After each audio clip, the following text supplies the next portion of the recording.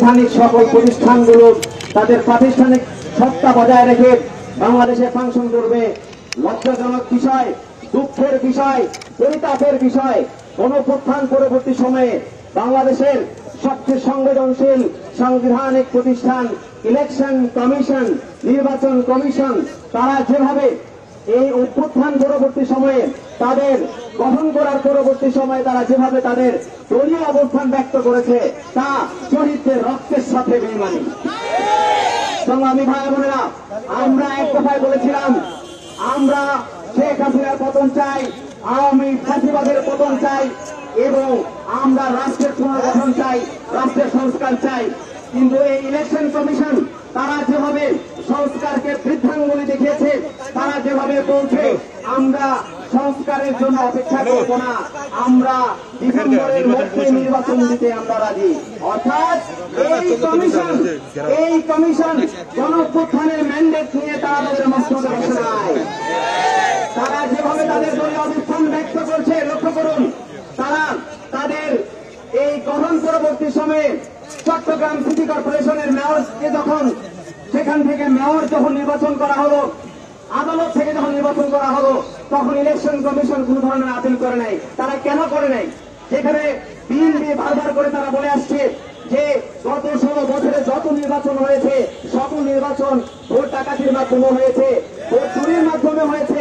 সেই নির্বাচন কেন নিম্ন আদালত তাদের নির্বাচনী ট্রাইব্যুনালে সেই সকল নির্বাচনের বৈধতা দিয়ে চট্টগ্রাম সিটি কর্পোরেশনের মেয়রকে তারা মেয়র হিসেবে স্বীকৃতি দিল এবং ইলেকশন কমিশন সেখান থেকে কোন ধরনের আপিল করা ব্যতীতই তারা তাদের সেই গ্যাজেট তারা পাস করে দিল। এখন আমরা দেখতে পাচ্ছি ঠিক একই সাথে ঢাকা সিটি কর্পোরেশন দক্ষিণের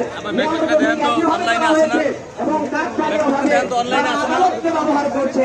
এটার মাধ্যমে প্রমাণিত হয় বিএনপি বর্তমানে তার জায়গা থেকে আদালতকে ব্যবহার করছে এবং এই নির্বাচন কমিশন বিএনপির হয়ে কাজ করছে।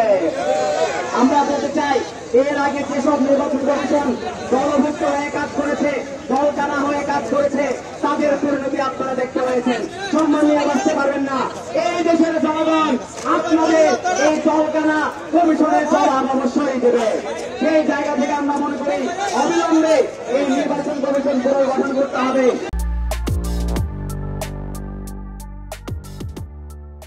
স্থানীয় সরকার নির্বাচন বাংলাদেশের সর্বত্র এই গণঅভ্যুত্থানের পরে স্থানীয় সরকার নির্বাচন দিতে হবে। এটা জাতীয় নাগরিক কমিটি এবং এরপরে এনসিপি পর্যায় থেকে আমরা বারবার বলে এসেছি। কিন্তু আজকে এই নির্বাচনটা না দেওয়ার ফলে আপনারা দেখতে পাচ্ছেন অবৈধ আওয়ামী লীগ আমলের অবৈধ নির্বাচনকে কেন্দ্র করে আজকে অনেকে বৈধ নির্বাচন চাচ্ছে, বৈধভাবে মেয়র হতে চাচ্ছে। এটা আমাদের কাছে এক প্রহসন মনে হচ্ছে। এখানে আমরা বারবার বলেছি যে এই ইসি পুনর্গঠন করেন এবং আগের নির্বাচন যতগুলো নির্বাচন আওয়ামী লীগ আমলে হয়েছে অবৈধ নির্বাচনগুলোর ব্যাপারে ইসিকে কোনো সিদ্ধান্তে আসতে আমরা দেখছি না, ইসি কোনো মন্তব্য করতে দেখছি না।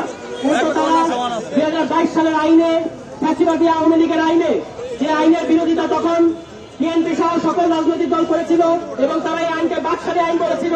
এই বাকশালী আইনে ইসি গঠিত হয়েছে সংস্কার প্রস্তাবগুলোকে কোন রকম আমলে না নিয়ে। এই ইসি আজকে সাংবিধানিক প্রতিষ্ঠানের মতো আচরণ করছে না, একটা রাজনৈতিক প্রতিষ্ঠানের মতো তারা আচরণ করছে। এই কারণে অবিলম্বে এই ইসিকে পুনর্গঠন করতে হবে এবং ইসি পুনর্গঠন করে সারা দেশে স্থানীয় সরকার নির্বাচন দিতে হবে। এ দাবিতে জাতীয় নাগরিক পার্টি এনসিপি সারা দেশে বিভিন্ন পর্যায়ে ধারাবাহিকভাবে কর্মসূচি পালন করবে।